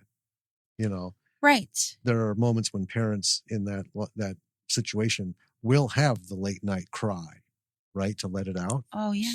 But here's the thing. You've got to try and bullshit enough to believe it. Because otherwise you're just going to like walk in front of a train. You have to believe the thing that you're doing is going to make this all worth it and all better. Yeah. We moved around a lot when I was a kid. Not always from town to town. Right. Right. But what happens when you are, without a lot of means is that you end up continually getting priced out of wherever you're living, Yeah. right? So Yeah. then you have to move to somewhere that is back into your bracket, Mm-hmm. right? And that happens every couple of years. Yeah. And you are stepping down each time. Right. Yeah. But every time we moved, my mom was like, isn't it exciting? Check it out. I bet this could be your room. Like, she found a way to make it like exciting. Like, we're finding a new place, you Yeah. know, we can do all this stuff. And I didn't really realize until I got older and I saw, you know, my friends who had been in the same house for 10 years. Yeah. Right? Or they'd grown up in this house since they were a baby. Yeah. And realized that it wasn't normal to move every couple of years, to not have a house that like holds all of those memories. So to me, growing up, a house is just a shelter. Right. I wouldn't say that it was not normal. I mean, there's the reason we have apartments. It's because, you know, families. I mean, it's just always been that way. You know, families live in apartments and stuff because homes, or they get a home and it's in a really bad place because it's what they can afford. So they want to get the hell out of there. You know, I think it's 50-50. Anyway, let's see. The performances were great. They were great. I still question the introduction of Creeper, Yeah. buffet guy / but, Jim, you know, because that was just when you have a movie focused on a single mom who's just, you know, one rung above being like homeless and starving, right?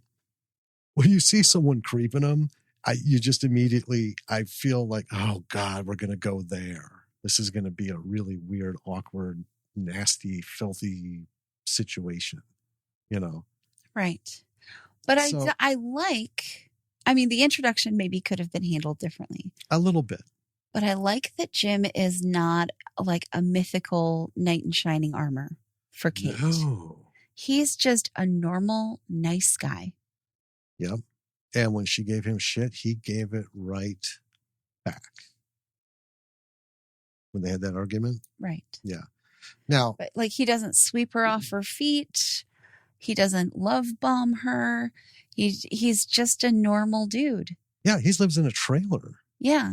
In a nasty little trailer. Yeah, it's in a nasty not great. little trailer park, like one of those like 8 trailer, like they stuck him on a lot and just the city let him be there forever. And only one door on his car open. There's only one car. I love that fucking sled.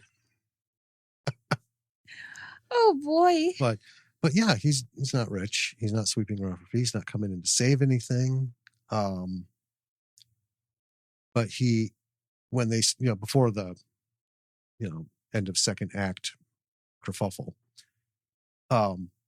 he genuinely was building a relationship, understand this woman had a daughter, and wasn't trying to be dad, wasn't trying to fill anything in. No. Just like, you know, we're 3 people and, you know, this woman and I are kind of hitting it off and, you know, and include the daughter and we'll just, you know, try and be happy and together.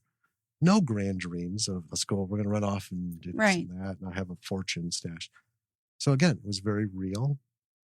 And what made this story credible is that it didn't have that to fall back on, which so often happens. Oh, constantly. You know, you toe the rope long enough, someone with a lot of money is going to come and sweep you up and everything will be fine. So, yeah. Yeah. Henry, the other bit that made this, you know, the main character, right? The other bit that made this real is that I could relate to her so hard. You know? Yeah, and that's where, like I said at the beginning, I always worry I'm not going to be able to fully involve myself, right? Because I'm not female. I didn't grow up a little girl. I didn't, you know, grow into womanhood. I didn't go through any of that. No, I witnessed a lot of it. So a lot of this is always familiar to me. And occasionally sometimes, it's like a little eye opener, like, oh, that's an aspect, I wasn't hiding in the closet spying, learning this bit of life. And I know you are going to resonate with this way more than me, but I surprisingly did not feel left out in the cold, but I did lack that full 100% Sure. attachment. Sure. I mean, it's in her, this, when she goes to school, this is just a new, another new school, right? And making friends isn't important because you're not going to be here for long. And, so you just learn to handle things yourself, do things on your own. You accept friendships when they come your way. Yeah. Right? Yeah. You're not actively pushing people away. Right. But you're also just not working that hard for it. Right? Yeah. Because you've learned it's not that important. No. And then her absolute dread at Chad finding out that she lives in that dumpy house with her mom and grandma. Right. Right. Finding out who she really is. And I'm doing air quotes around this. Right. And creating those kind of separate lives for herself. You do that. Right? Yeah. You don't ever let your friends know, or God forbid, someone that you're interested in. Right. That your, backpack is from 2 years ago and that all your clothes come from a thrift store or are hand-me-downs. Yeah. Or that rather than the beautiful rosemary chicken full on dinner spread that Chad's mom has prepared, right? That you are going home to Salisbury steak. Or grandma's meatloaf. Now, I love me a good meatloaf. But what she was doing in that pot was wrong. Yeah. I was just mortified. It was objectively wrong. That can't be meatloaf, please. And then later she's like, where are you going? We're having meatloaf. I was like, oh. Right. Or your friends invite you to, go to lunch or get coffee or whatever. Yeah. And you're like, no, I'm okay. I'm not hungry. Because you don't have any money. Right. It played all of that perfectly. Yeah.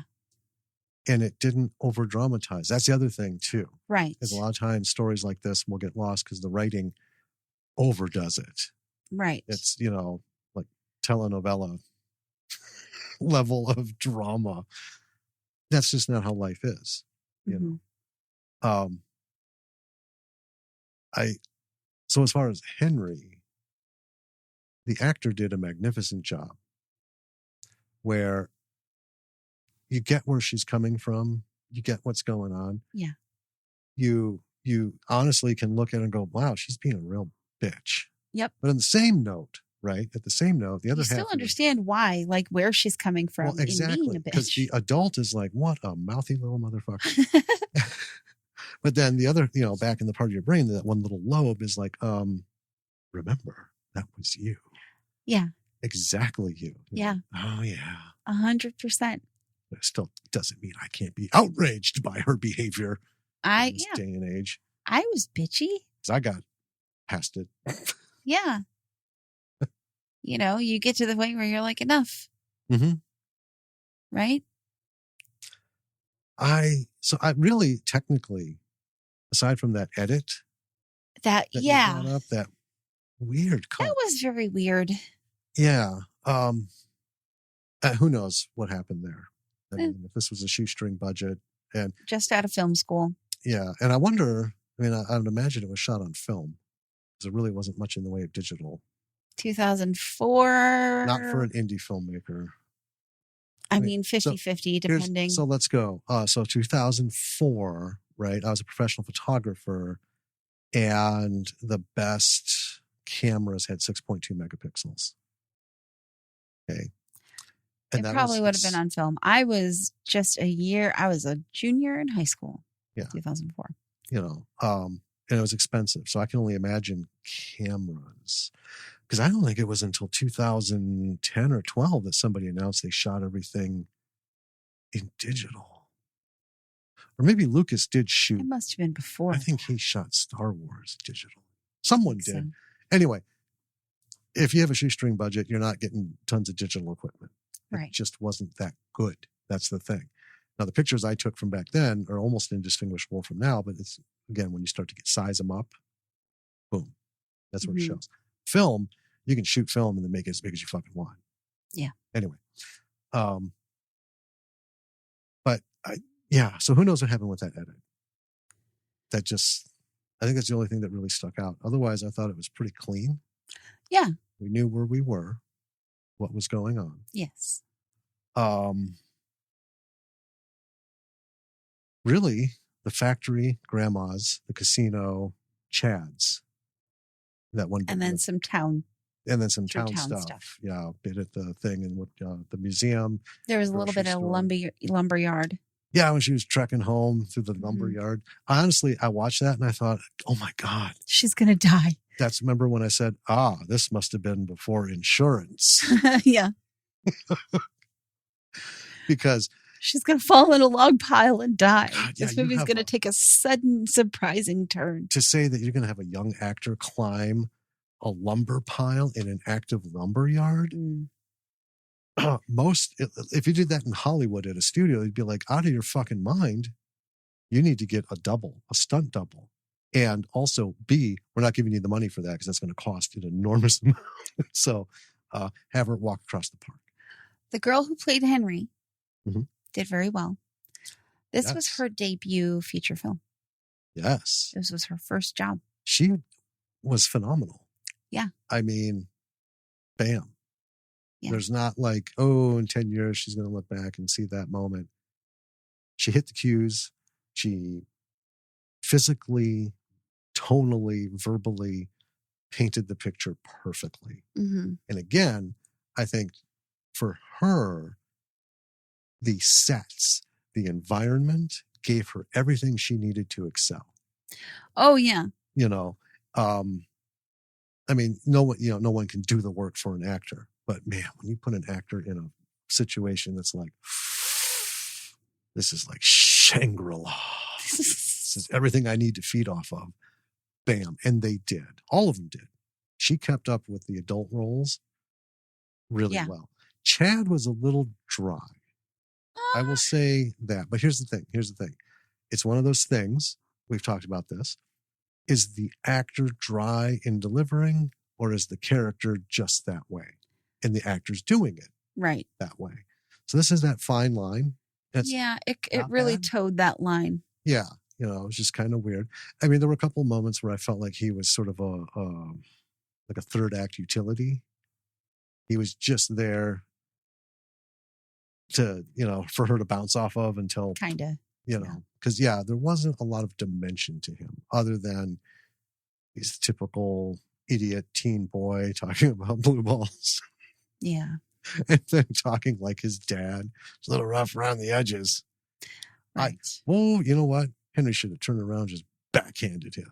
That's how you handle that bullshit straight off. You're a little rough around the edges.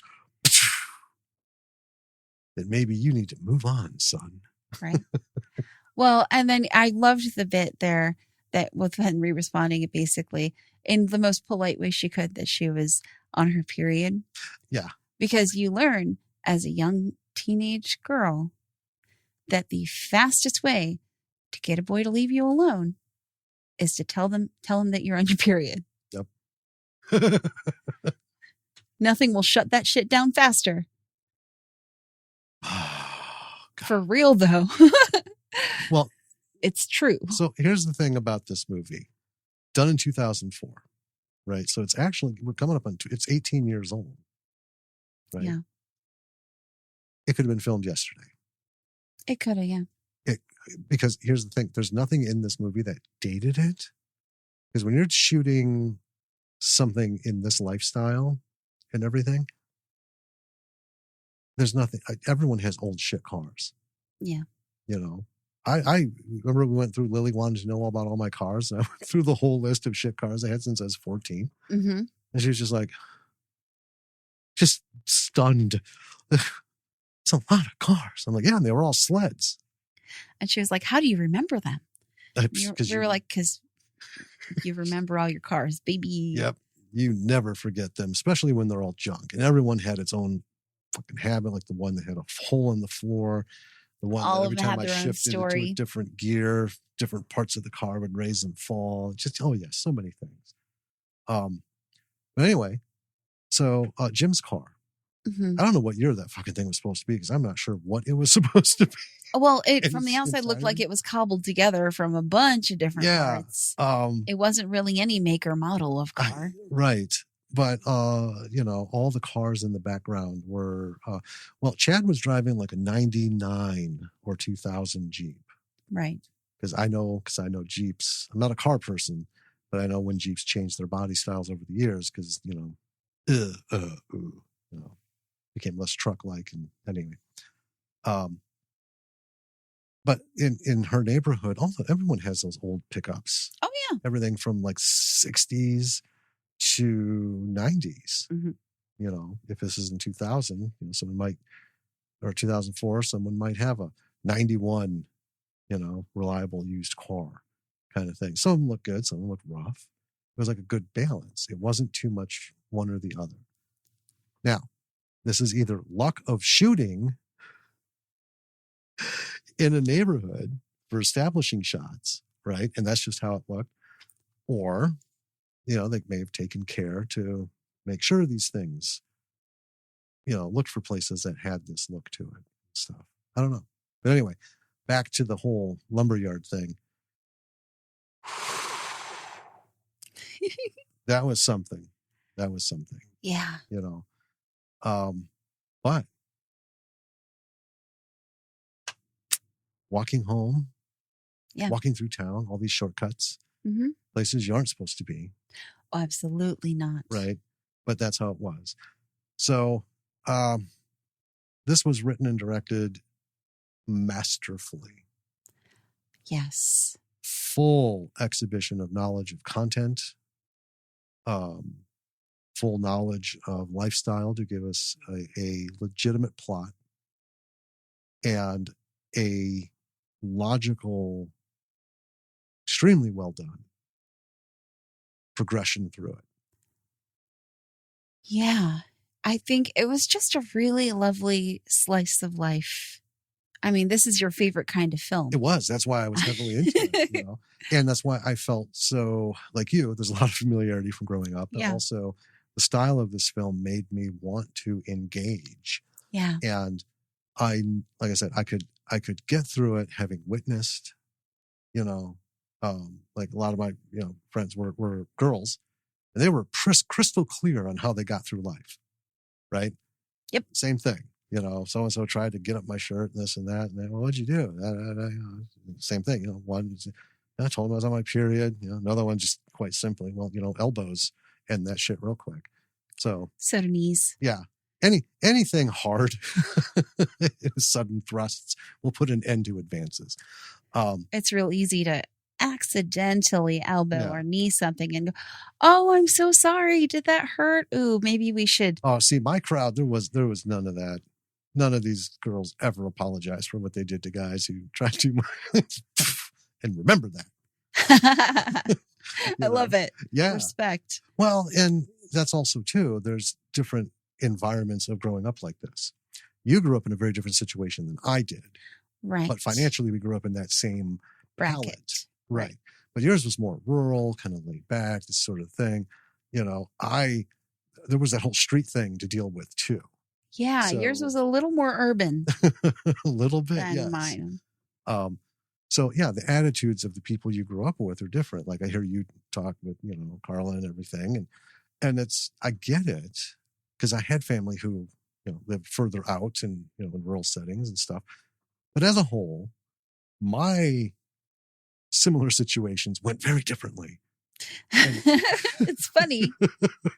You know, same ending, different path. Yeah. But that's the other thing. This movie,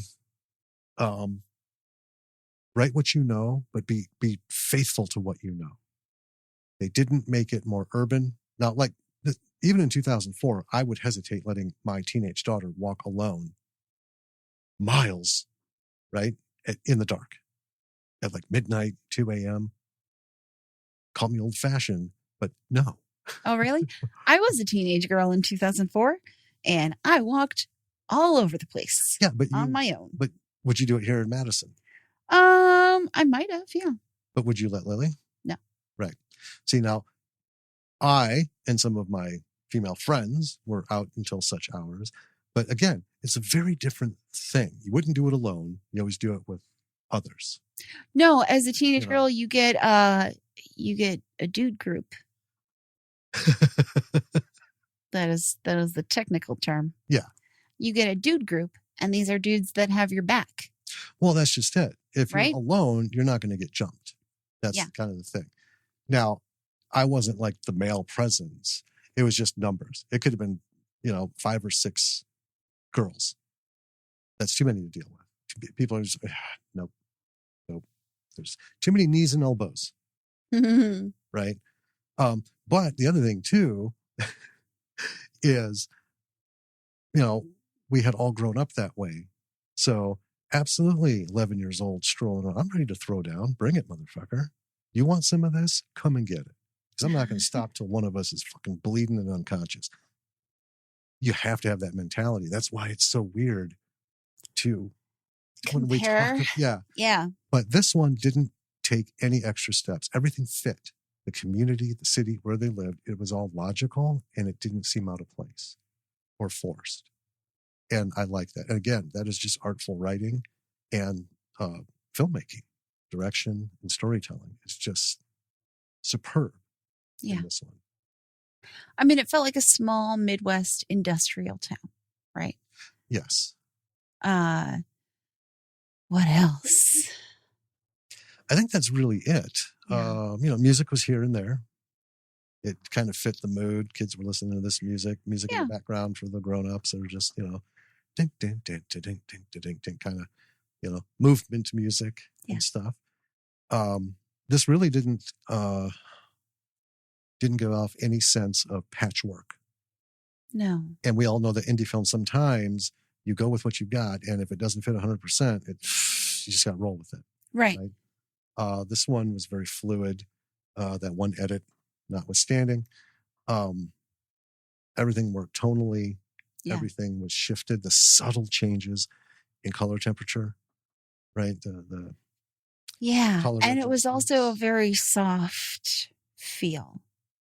Yes. Film. There were a couple of spots where focus was off a little bit. I noticed that, and I was debating whether or not to bring it up. So there were, but here again, so it was Tubi, and Tubi is not rock solid. And also, we've had a lot of internet and cell phone issues in the last week because of major storms. We didn't bring that up at the beginning, but there was this one time this week when someone cut a fiber optic cable for Verizon. Yeah, and at so like 4:07 p.m. because you texted me at 4:06. Yeah. And then after that, I got nothing from you. I couldn't see where you were traveling. I didn't get anything. I didn't think about it because I was still working. Yeah. You were coming home from a work thing. That was a nightmare. So at about 4:07, everything fucking went dark. I mean, dark. There was zero cell service. And by the time you got home, I called Verizon, and the people on Verizon are like, well, there's no problem listed. And then while I'm talking to them, because we can use Wi-Fi, we still had internet. Yeah. So using, computer, looking up Reddit, and there's all people all over Madison and Dane County like, where's my fucking phone service? What happened? Yeah, it wasn't a reduction. It was a full-on cut. It was like... it was zero service. And I was out in an unfamiliar area. Oh, God, in a business park area that is like, we don't frequent that area in Madison. And I got turned around. I ended up going to like fucking nowhere. Phones are great and stuff, and I love them. We have iPhones. I love them. I've loved them, but here's been my biggest bitch about all cell phones. None of them compare to a fucking GPS. I know, and I was like, we don't have a fucking Garmin. We did, but it fucked up us on the Georgia trip last year, so I took it back. I can't even call Jim to let him know that I'm lost. Right? But that's the thing, folks. FYI, in case you don't know, and most people should, but in case you don't, if your cell service goes flatline, your phone will not fucking get you anywhere, even though it has GPS in it. They are all designed to work with Wi-Fi and cell phone location. They ping. I wonder if emergency services would have worked. If there's no signal, it can't. Because they're like, even if you have no service, they're required to. No, if you don't have paid service, your phone can still connect to antennas. Yeah. Right? And if you dial 911, it will allow that connection to an antenna. Without that fiber optic connection. But when you don't have an antenna, right? Because there was no service, and it was a lot of people in southern Wisconsin. Anyway, and then we had some major storms. We had some power outages. We had some cable issues. So anyway, this goes back to those soft focus moments. Yeah. Couldn't say if it was an internet issue or if it was actually a production issue, because we've seen somewhere it has happened. Right. Right. If you do a shot and then later, especially when it's on film, you don't know until after the fact. Yeah, until you That's print it. That's the hard part. So when you print it and you're like, motherfucker, it's out of focus. There's not a lot you can do. Yep, slap that bitch in and run with it. And then just do that old, I noticed that one part. You noticed that, did you? I was wondering if people would catch that. Sets the mood. Right. Just bullshit your way through it. Caught that, did you? Yeah. Good for you. So that's one or the other. Could have been just like a buffer issue with Tubi. Because it's not 4K. I mean, this thing, if it was film, it's been digitally converted, clearly. Yeah. But at a low rate. I mean, I think it barely qualifies as HDMI. Right. Level. Yeah. But anyway. Very briefly, one of the lessons itself, I mean, kind of the main storyline of this movie is that, despite what it looks like on the outside, everyone's got their own problems. Yeah. Right? I learned that pretty quickly as a kid. Oh, yeah. Right? Yeah. It helps to be an observant kid. Yeah. But I mean, that when it happened, it was what's the word I'm looking for? I don't want to say it was obvious. It wasn't a surprise. Yeah. Right. I mean, obviously, this is where we're ramping up. So yeah, it's not a negative. No. But this didn't set us up for any kind of surprises. No. It's like a slice of life. It just, okay. I thought the ending was sweet. It wasn't perfect. Right. They're in a shit car with a cracked windshield. Yeah, it is a shitty car. But it's Kate's first fucking car. Yeah. With Henry. Yeah.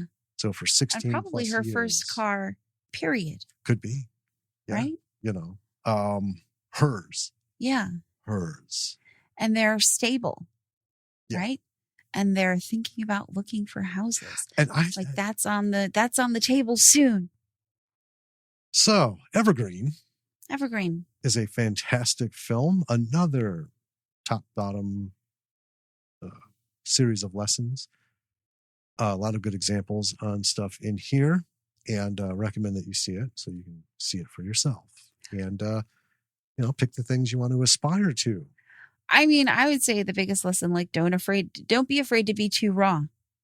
God, yeah. Right? That's the one thing I love about independent film, like we were talking about. This is why we do this, folks, because you're not going to find gutsy filmmakers in Hollywood. You aren't. And anyone who says this should get an Oscar because it was so raw and said, no, that's bullshit. Because I will hold that up against any one of these movies like this one. Mm-hmm. No. Studio films fucking suck. I mean, they can be entertaining. They are not creativity at their best. That's why we haven't gone to see a movie in ages. Right. This is what filmmaking is about. This is why we write. This is why you direct and you produce and you make music, whoever you are listening.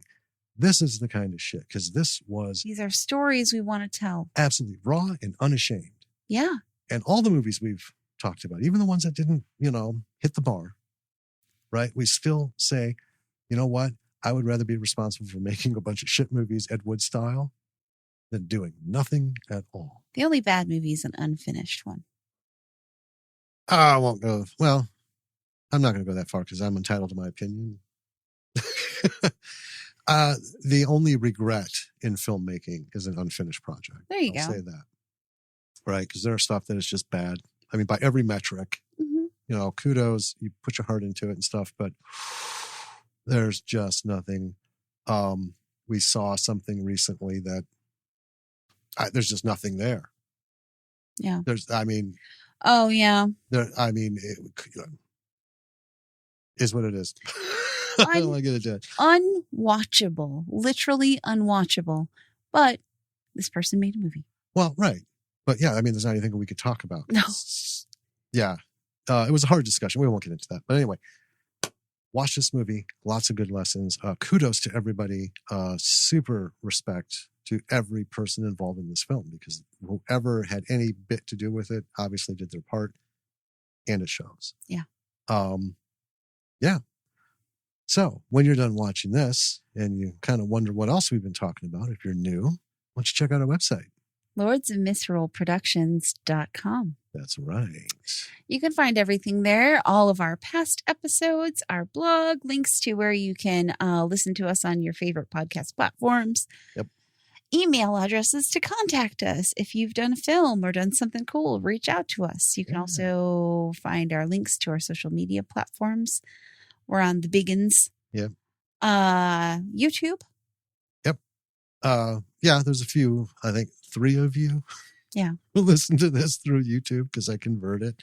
Yeah. For you, because you reached out. We quit for a while and had a couple Some people wanted to listen on YouTube. You know what? It's not a big deal. That's fine. When I stopped because I had to do it manually, but now Yeah. there's a service through our host that does it. And I'm like, damn. Sure. It takes me longer to do 5-minute BF McGillicuddy video processing than it does a hour and a half, 2 hour. But anyway. Whatever. But also our merch store. We got some merch up. Yeah. It's fun stuff.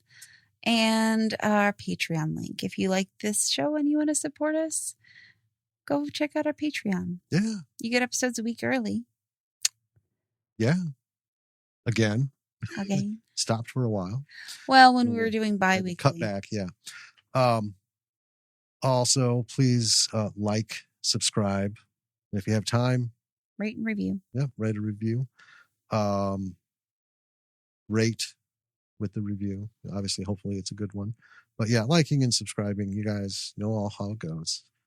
Necessary thing. So we're going to ask all the time. Yes. And yeah.